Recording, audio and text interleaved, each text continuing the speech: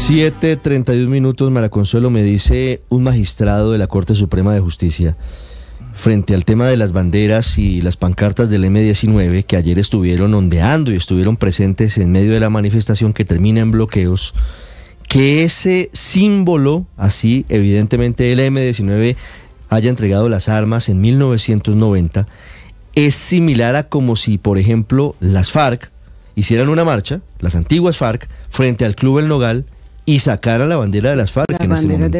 Es ofensivo, es provocador, sin duda tiene un mensaje, no es respetuoso del dolor. Es que recordemos cómo se llama el Palacio de Justicia. El Palacio de Justicia se llama Alfonso Reyes Echandía, quien era el presidente de la Corte cuando la toma del M-19.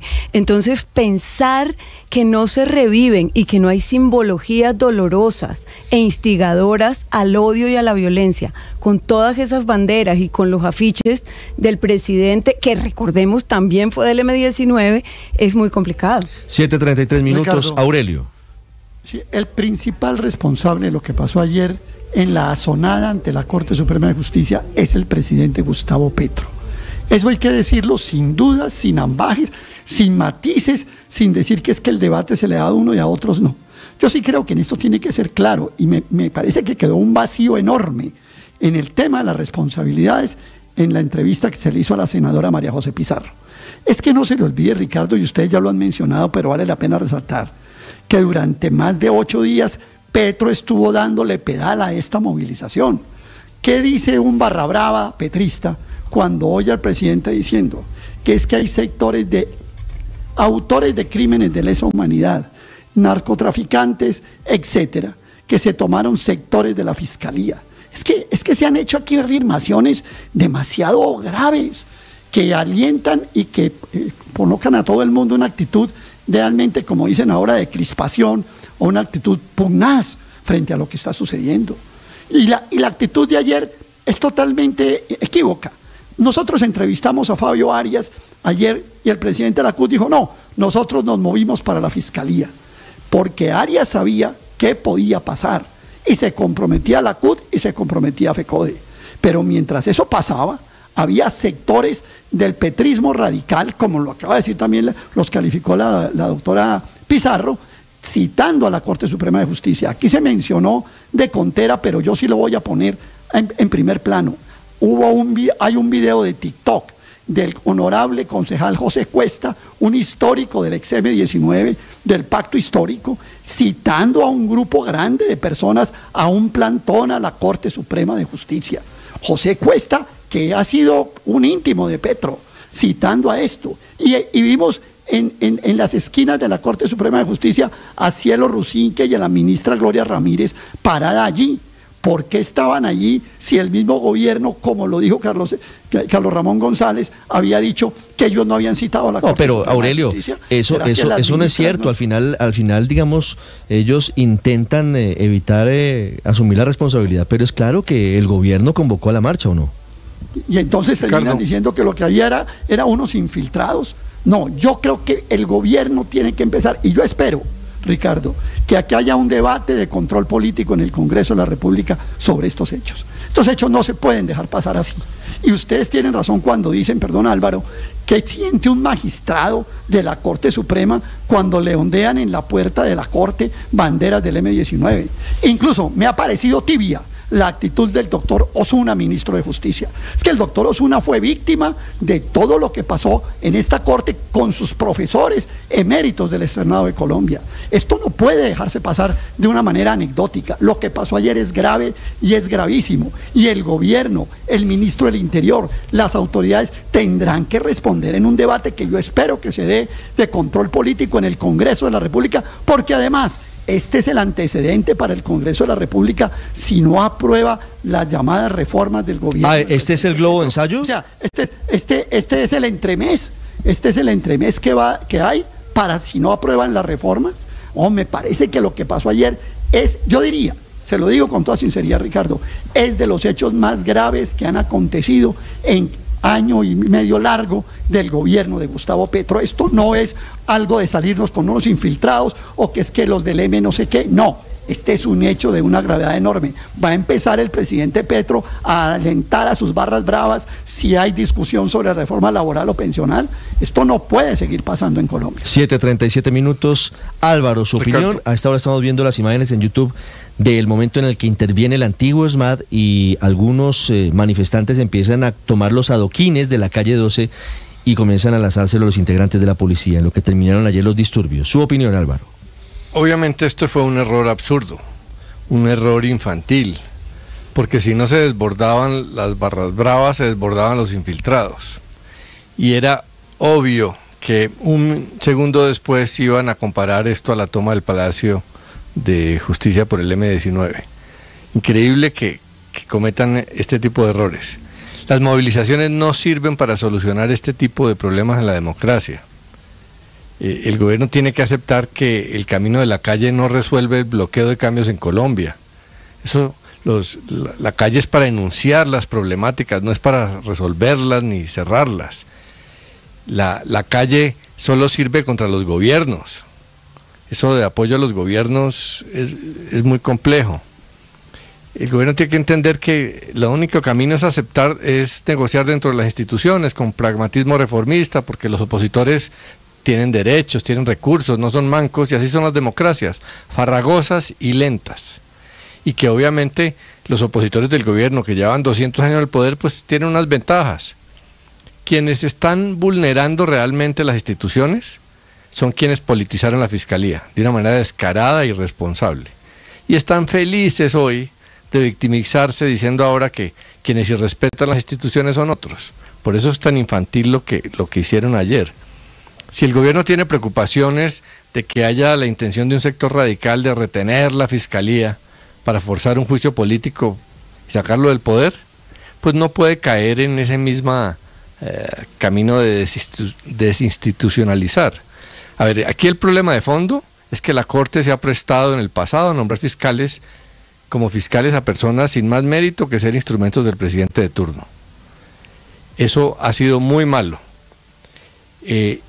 La prueba es que este fiscal ha llevado a la democracia a esta tensión enorme, que no tiene ninguna justificación distinta a una veleidad política suya. Álvaro, yo discrepo con usted, no hay ninguna justificación para lo que pasó ayer, ninguna.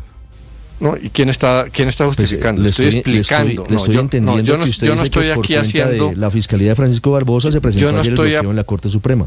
Yo no estoy aquí acusando ni apoyando a nadie. Yo estoy haciendo un análisis que creo que, en mi opinión, es objetivo. No ver que esto surge de una politización grave de las CIAs, de la Fiscalía, que lleva a la democracia a estas tensiones absurdas, a estos excesos, y que el gobierno cayó en esta convocatoria, pues es evidente. Es posible que muchos extremistas estén presionando a la Corte para que mantenga la Fiscalía en manos del sector que lo tenía, el duquismo o quien sea, pero la manera de enfrentar eso no es con medidas como la de ayer, es insistiendo que hay una terna no politizada, que la Corte se tome el tiempo que quiera para nombrar. Obviamente sabemos que en ese tiempo ahí hay unos deseos de hacer unas cosas penales que puedan llevar a acusaciones al gobierno, pero pues eso es inevitable dentro de la democracia porque es así. Si hay unos sectores muy alineados con estos que quieren mantener la fiscalía en manos de los mismos, pues ahí no hay nada que hacer, y menos con movilizaciones que les permiten victimizarse, sino insistir en las razones. El problema de la fiscalía y de las CIAs es la politización. Hay que buscar despolitizarlas. Si esta terna realmente da garantías de despolitización, el país terminará acogiéndola y la Corte tendrá que elegir una fiscal de ahí. Si no, si sigue la misma tendencia de los presidentes que abusan del poder para poner ahí títeres, pues vamos a seguir el mismo problema. Pero no es con agresividad ni con arengas que se va a solucionar este problema institucional que lleva años.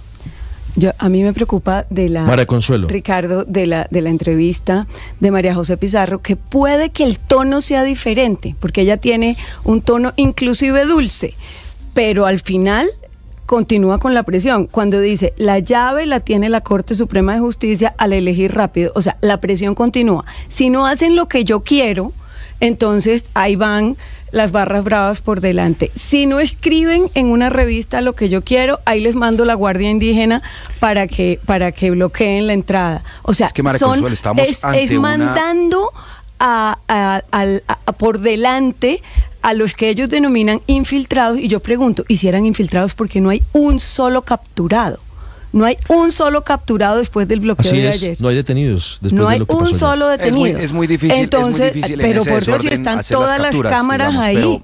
Están todas las cámaras ahí. Pero digamos, no hay que señalar los infiltrados porque lo señaló el presidente de la República. Claro, por eso digo, no tiene ningún sustento ese señalamiento de infiltrados, porque eran personas con simbología, camisetas, afiches de Petro e indumentaria alusiva, digamos, a ese sector político. Entonces, si son infiltrados de la extrema izquierda dentro de su propio movimiento, y radicales que sabemos han estado siempre nutridos por el odio y la agresividad. Pero mira, yo lo que veo con mayor preocupación es que esto apenas comienza, digamos. Si nosotros dijéramos, oiga, mire, ayer fue un día de verdad nefasto para la democracia, y lo creo así, creo que la comparación del senador David Luna con lo que pasó en Brasil con Bolsonaro y lo que pasó con Estados Unidos con Trump no es exagerada, lamentablemente guarda algo de proporción. Y lo que se viene lamentablemente es una fase de agitación por el parte del gobierno, pero también por los sectores de la derecha, que saldrán también a las calles, y muy lamentablemente las salidas institucionales, las salidas y las voces razonables cada vez van a estar menos visibles, porque cada uno de esos dos bandos se nutre y se retroalimenta. Es que uno se escandaliza viendo el trino de la senadora Cabal diciendo que lo que le falta a este país es un general Arias Cabrales, un coronel Plazas, que sabemos que están condenados justamente por violaciones de derechos humanos en el marco de la toma del Palacio de Justicia de 1985. Entonces, que esas voces hoy recuperen su capacidad de convocatoria es verdaderamente preocupante, y lamentablemente el responsable de todo esto es esa izquierda radical que ha permitido justamente que la derecha más radical se esté empoderando. 7:44 minutos. Escribe el superintendente de Servicios Públicos, Dagoberto Quiroga, muy cercano al presidente Gustavo Petro, en Twitter: el respeto a la institucionalidad es que cada rama del poder público ejerza la responsabilidad asignada por la Constitución. Y más temprano había escrito algo que seguramente va a generar mucha controversia. Dice Dagoberto Quiroga: en una interpretación no contemporánea de la separación de poderes, el pueblo puede convertirse en un instrumento de presión frente a cada uno de los órganos, de tal manera que estos, si no desean ver su espacio invadido, debe adoptar sus responsabilidades que le corresponden. Me pregunto, ¿el señor superintendente está justificando los bloqueos ayer en el Palacio de Justicia? Vamos a buscarlo más adelante a ver si logramos tener una respuesta del superintendente de servicios, representante legal, entre otras cosas, de la Colombia Humana durante la campaña presidencial. 7:45, senadora Paloma Valencia.